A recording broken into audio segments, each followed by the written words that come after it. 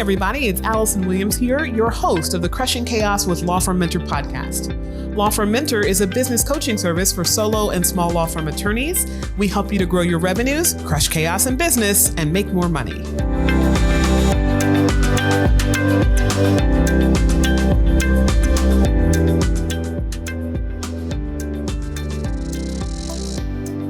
Hi, everybody. It's Allison Williams here, your law firm mentor, and welcome to another episode of the Crushing Chaos with Law Firm Mentor podcast, where this week we're going to be talking about burnout.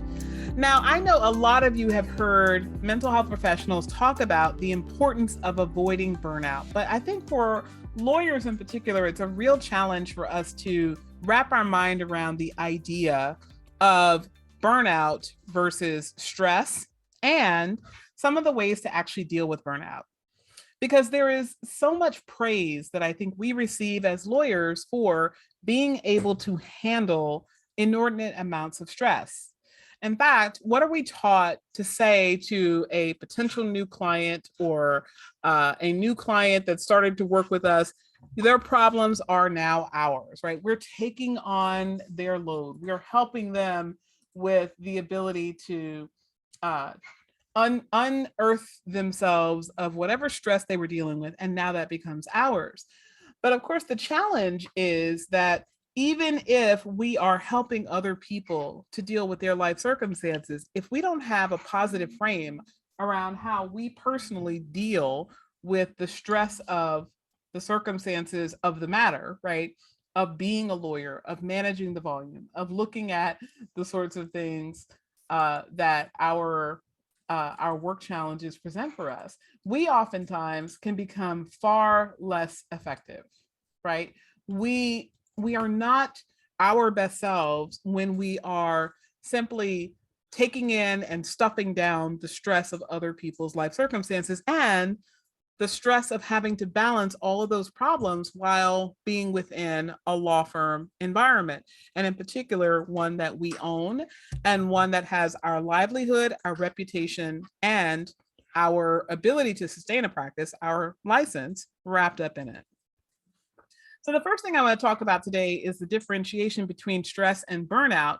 And then we're going to talk about some very concrete ways that you can address burnout so that you can avoid it as well as deal with it once it is here. Okay, so the first thing I think it's important for us to do is to differentiate what is stress versus what is burnout. Okay, stress is a state of mental or emotional strain or tension that results from adverse or very demanding circumstances. Okay, now I think we all can conceptualize what is stress, but the one thing that I don't think we think about often is the fact that stress tends to be short-lived, episodic, and event-based. So something happens. There is a tense moment with a client. There is a pressure that arises from a deadline. There is a interaction or difficult conversation you have to have with a member on your team. Right? These events, these moments cause stress, but stress can be alleviated, right? Stress is something that it comes with a circumstance, and whether that circumstance evolves and or dissipates, or our ability to handle the circumstance becomes stronger as the events unfold, we ultimately move past that moment and stress is something that goes away, or at least stress associated with that particular circumstance goes away, right? We know as lawyers, stress can come and go and come and go and come and go by virtue of how we run our practices and how our cases impact us. But once we understand that stress can be and is short-lived, episodic, and event-based, the next thing we have to do is think about burnout. Now, burnout is something more and something characterologically different than stress. Burnout is the dread that comes about work. It's the frequent anger, cynicism, irritability, feeling like you can't be effective, right? It's prolonged stress. It oftentimes comes with compassion fatigue, right? Where you just don't care anymore about others. You don't care about their life circumstances. You don't have the same passion for your clients. You're numb to the suffering of others. And there could be even feelings of hopelessness.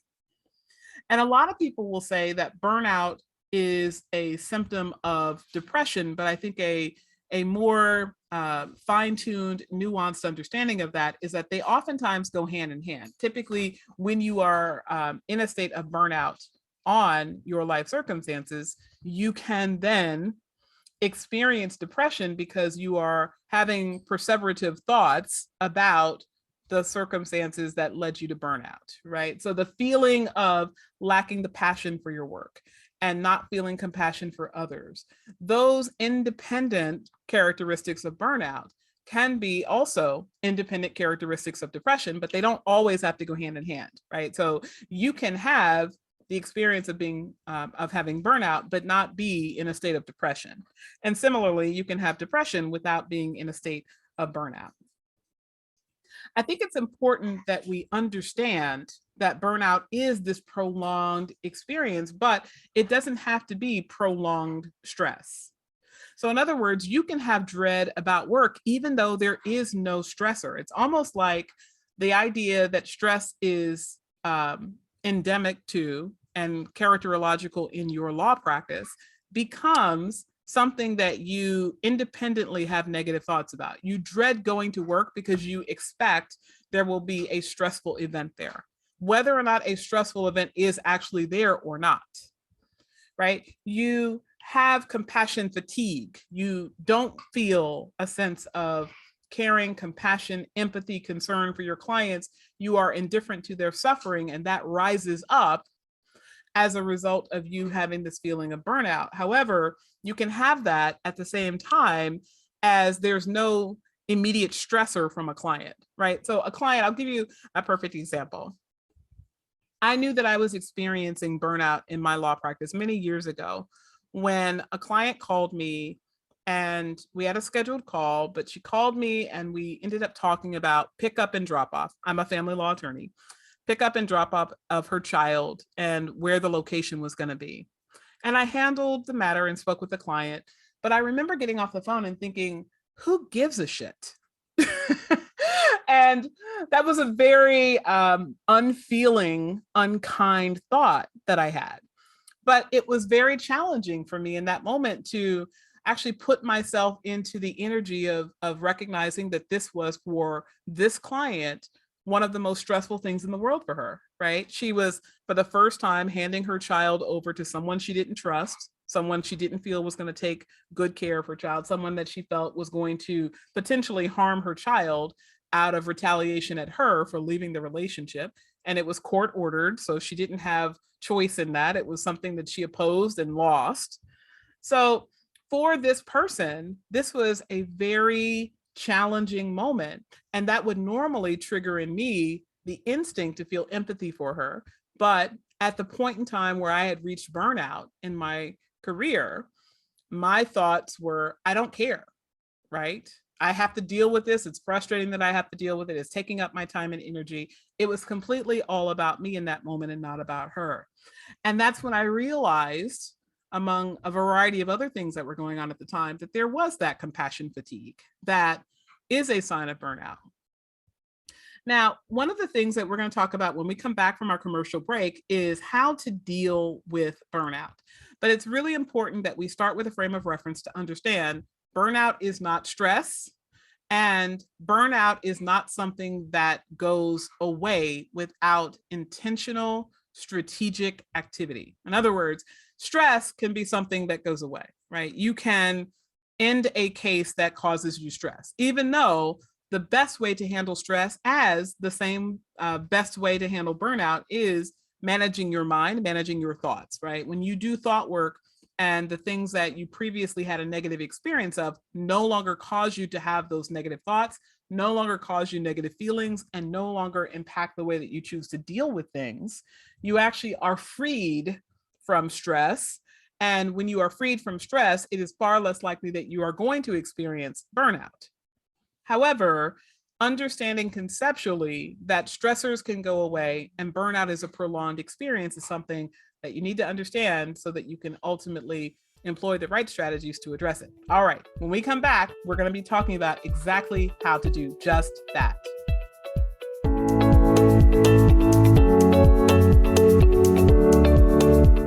Are you ready to get serious about your goals and take action to become that badass CEO you know you can be?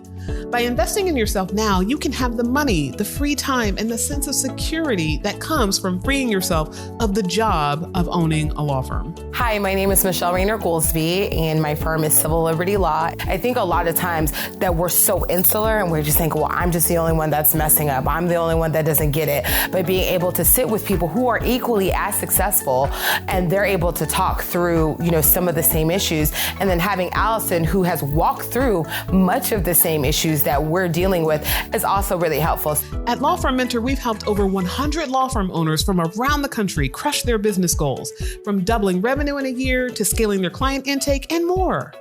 To learn more about our Badass Momentum and Mastermind programs and what it's like to be a part of our powerful community of lawyers, text CONNECT to 908-292-3524. Again, that's 908-292-3524, and one of our growth strategists will be in touch.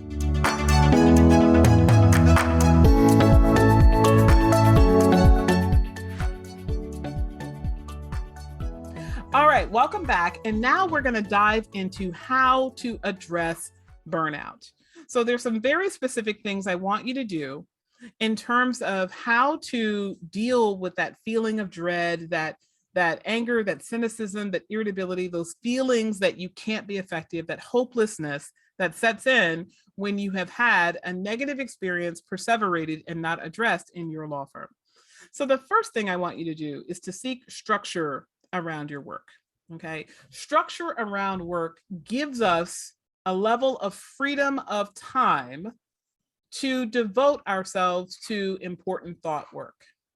Okay. Structure around work means that it allows us to reclaim a sense of control around our work. One of the things that leads to a feeling of burnout, that feeling that we can't be effective, that feeling that we're cynical and we're irritable, is feeling like we're in a constant state of being yanked at by 5,000 different hands, right? Clients want us, judges want us, adversaries want us, bills want us, employees want us. We feel like we are the never-ending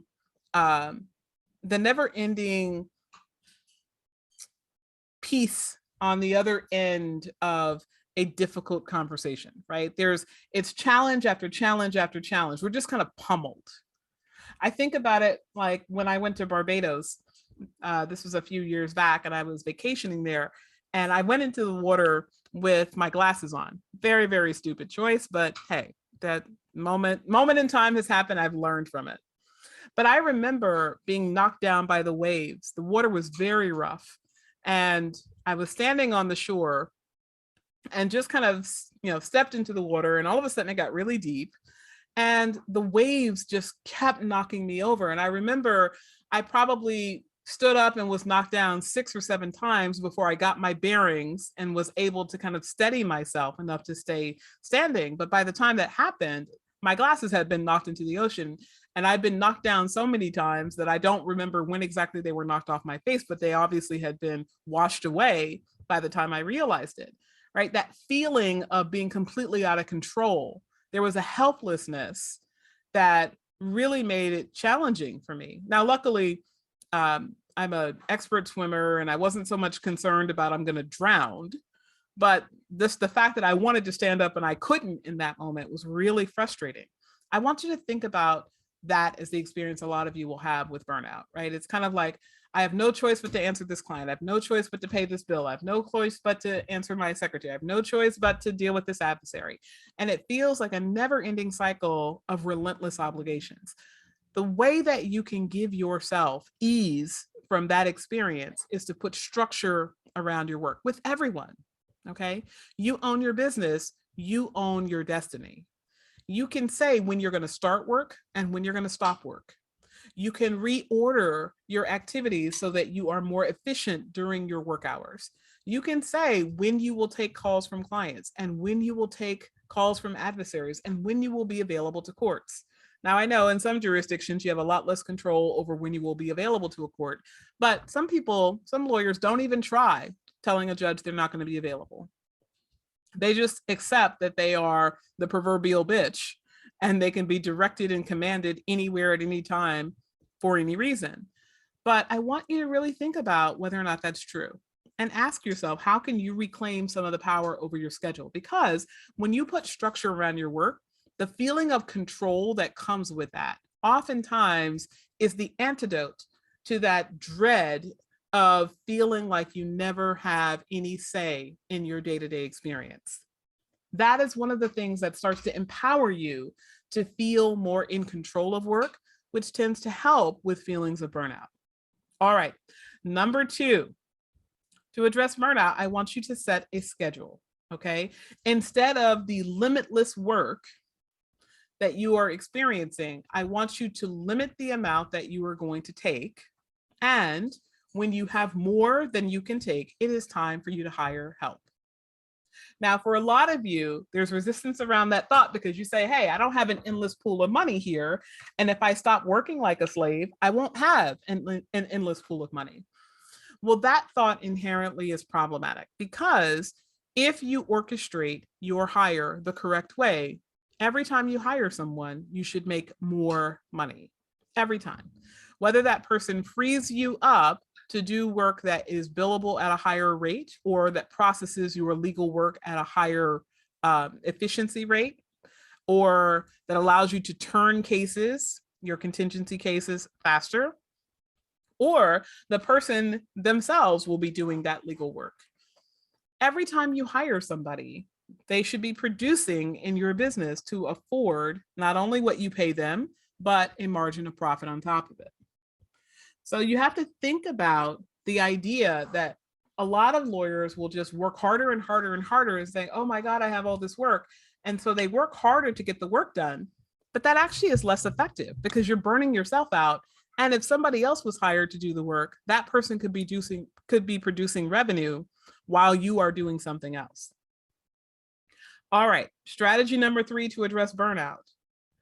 Deal with people, not work. Okay. Now, this is a critically important one. What I mean when I say deal with people and not work is that you have to recognize that for a lot of people, I'd say the vast majority of people, when they are experiencing issues of burnout, it is almost always associated with a person, right? They feel frustrated by the clients that they're working with. They feel frustrated by the experience that they're having with adverse attorneys.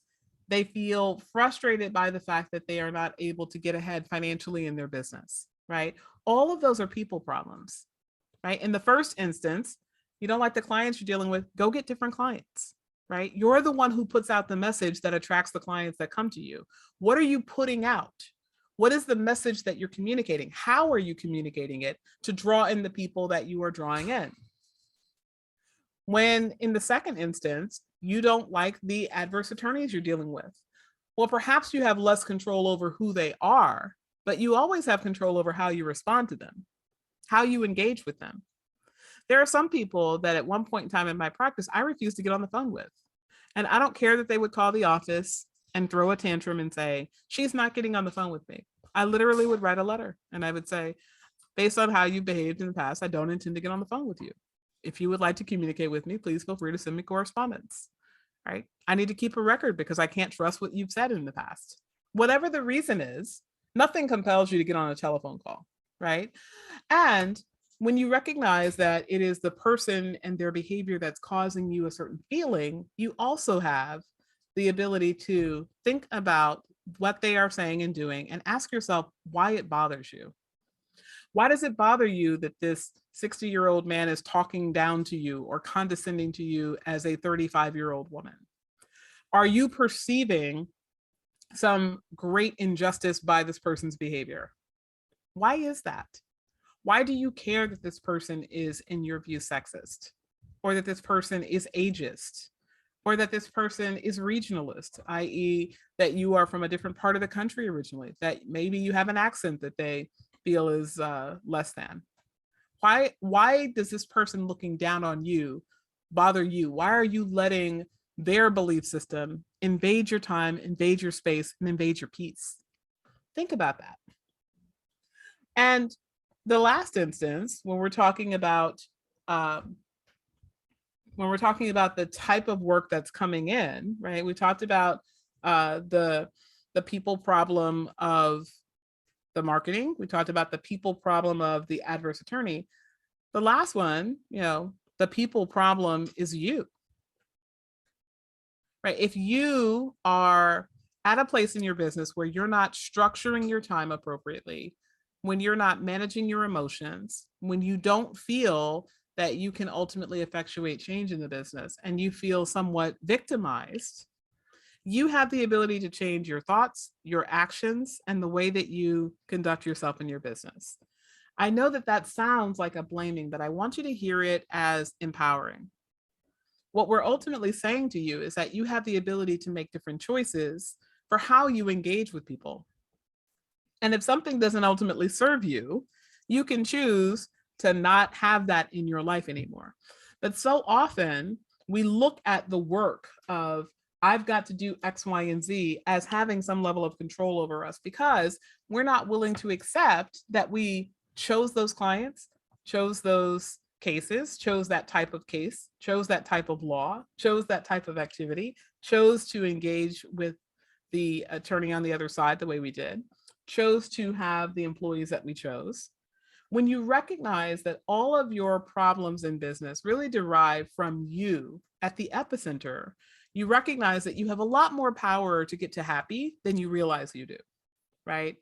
And some of that irritability that comes with feeling victimized is something that you can choose to release when you ultimately recognize how much power you actually do have that you're just not tapping into yet. All right, the fourth and final way that you can address burnout. Really, this is the end, but it's also the beginning. It's about thought work, right? If you manage your emotions, when you recognize that the thoughts that you are choosing to think are causing the feelings that you feel are inevitable, if you were to make a different choice of thought, you would have a different feeling. Burnout is a feeling, right? It leads to a perseverative thought. So it's kind of like a thought loop, right? We have negative feelings about things like our work, the people in our work, the clients that we're working with, the pressures of the deadlines. We have that dread that comes. And then as a result, the feelings that stem from that include anger and cynicism and being ineffective, feeling hopeless, right? Those feelings come from how we are thinking about our work. If you were to choose, instead of saying, oh my God, I have so many things to do, I'm never going to get through this to-do list, a feeling that leads to hopelessness or a thought that leads to a feeling of hopelessness. If instead you were to say, oh my God, I have so much work to do, it's time for me to hire somebody and now I can instantaneously get my work back and make more profit. I can grow, I can create jobs, I can create opportunities, I can create space, I can give myself the freedom of being able to actually own a business and not a job because I can take time away from my business to actually enjoy my life and still be able to support myself and my family. When you give yourself that thought, the feelings that come from that are a sense of empowerment, a sense of freedom, a sense of joy, a sense of excitement, right? You don't have to be stuck with the emotions that are negative that flow from the thoughts. If you don't like the way that you feel, change your thoughts. You can have a much better feeling. All right, everyone. This is Allison Williams, your law firm mentor, and we have been talking about burnout in your law firm. Now, if you are experiencing burnout in your law firm, I want you to know that you're not alone. Most small law firm attorneys are going to, at some point in time, express and share the sentiment that they have felt and are feeling burnout. It is not uncommon at all. What you have to recognize, however, is that there are some very key strategies on how to reframe the way that you are looking at your business. And when you do that, you can have a much better experience of owning a business as you are on your growth journey to growing a law firm that can run without you. All right, everyone, I'm Allison Williams, your law firm mentor. You're listening to the Crushing Chaos with Law Firm Mentor podcast. I'll see you on the next episode.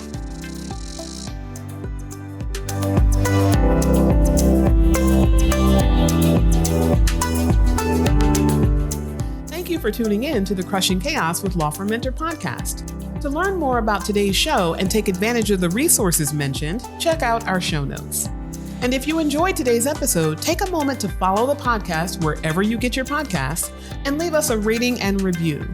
This helps us to reach even more law firm owners from around the country who want to crush chaos in business and make more money. I'm Allison Williams, your law firm mentor, everyone. Have a great day.